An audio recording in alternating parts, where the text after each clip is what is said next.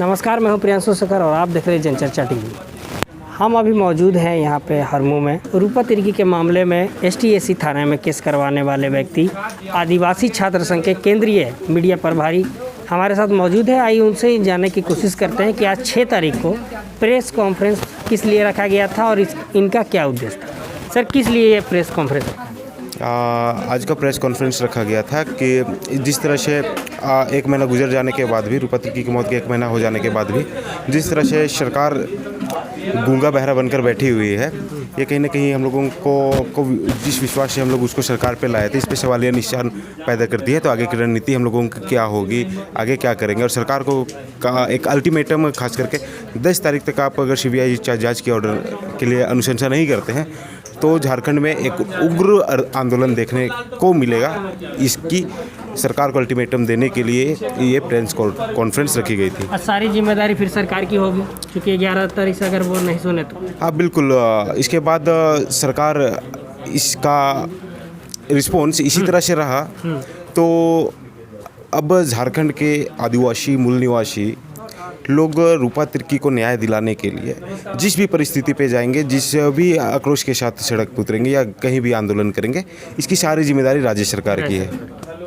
और जैसा कि बताया जा रहा है कि 3 तारीख को जो मानव श्रृंखला बनाया गया, उसमें बहुत सारे लोगों पे FIR दर्ज हो चुका है। ये क्या लगता है कि हेमंत सोरेन या जो प्रशासन के लोग हैं उनके द्वारा एक दबाव बनाने की कोशिश की जा रही है? अखबार के माध्यम से हम लोगों को पता चला कि 50 से 60 लोगों पे FIR की गई है। अब इस पे किन किन व्यक्तियों पे FIR की गई है इसकी हम लोगों को जानकारी नहीं है और हम लोगों को जाननी भी नहीं है जी। हम लोग आज रूपा तिर्की को न्याय दिलाने के लिए सड़क पर उतरे हैं और आंदोलन कर रहे हैं। हम लोगों को सिर्फ इस विषय पे मतलब है कि हम लोग रूपा तिर्की को किस तर्ज पे आंदोलन करके और किस दिशा पे चलकर न्याय दिला सकेंगे, रूपा को इंसाफ दिला पाएंगे। बाकी का प्रशासन के द्वारा या सरकार के द्वारा हम लोगों पे कोई भी FIR कराई जाती है उसके लिए हम लोग चिंतित नहीं है।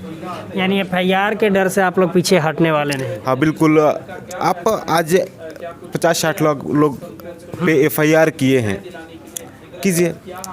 अगर अरेस्ट करना है बुलाइए। हम लोग 50-60 लोगों पे FIR हुई है, हम 50,000 लोग ढोल नगाड़ा के साथ आपको गिरफ्तारी देंगे। उस समय फिर आप देख लीजिए। हाँ, उस टाइम आप देखिएगा कितनों को आप गिरफ्तार कीजिएगा। हम लोग जेल में जाएंगे, अब जेल में डालिएगा, जेल में जाएंगे और जेल से आंदोलन करेंगे, उसके लिए भी तैयार। यानी मोटे तौर से कहना यही है कि 10 तारीख के बाद अगर सरकार इनकी बात नहीं सुनती है तो ये लोग उग्र आंदोलन करने के पूरा तैयार है। हाँ बिल्कुल, हम लोग पूर्ण रूप से इस उग्र आंदोलन के लिए तैयार है। और 10 तारीख के बाद ये इसका जो 11 तारीख का कार्यक्रम वो कहाँ से स्टार्ट हो सकता है कुछ? ये जो आंदोलन है 11 तारीख की जी, वो किसी को भी बोल दिया जाए, IB तक को पता नहीं चलेगा कि लोग कहाँ से आंदोलन करेंगे और स्पेशल ब्रांच को भी पता नहीं चलेगा कि कहाँ से आंदोलन होगा, लेकिन आंदोलन होगा और एक वृहद आंदोलन होगा। तैयारी अभी पूरी बड़ी वाली है? बड़ी वाली तैयारी। और आर पार की लड़ाई होगी? हाँ बिल्कुल, आर पार की लड़ाई के लिए हम लोगों को तैयार है। हाँ, चूँकि कल से कोर्ट में भी ये मामला सुनवाई के लिए होगा, तो ऐसा नहीं लगता कि कोर्ट की सुनवाई के बाद ही अगर आप लोग आंदोलन करें तो ठीक रहता? देखिए, कुछ जो तथ्य होती है, एक न्यायिक प्रक्रिया में हम लोग चल रहे हैं और हम लोग सरकार को चुनकर लाए।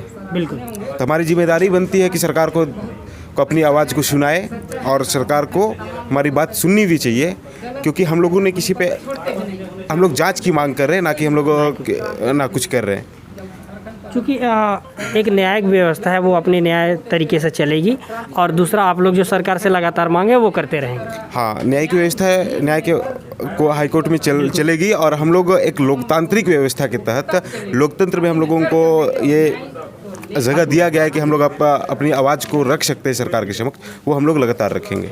बहुत बहुत धन्यवाद सर हमसे बातचीत करने के लिए। तो सर का यही कहना है कि 10 के बाद किस तरह से ये उग्र आंदोलन होगा और कहाँ से लोग आएंगे, कहाँ से लोग आएंगे, ये कहना बहुत मुश्किल है।